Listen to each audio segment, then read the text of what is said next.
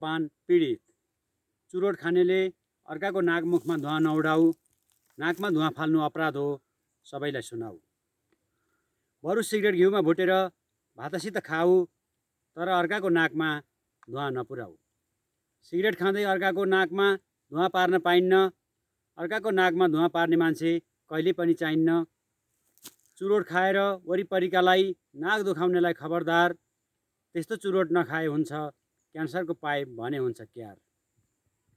अमूल्य जीवन धुवामा नउडाऊ दाजुभाइ, बच्चाको वरिपरि चुरोट नखाऊ कृपया सबैलाई। साह्रै गनाउँछ भमिटोला जस्तो, वाक्क आउँछ नाकमा कस्तो कस्तो। छिछि कस्तो फोहोर धुवा चुरोट खानेको तानेको, महिला केटाकेटीले नराम्रो मान्छन् फोहोरी धुवा खानेको। नाकमा धुवा फाल्नेलाई पानी लगेर हालिदिउँ कि घरिघरि रिस उठ्छ समातेर फालिदिउँ कि।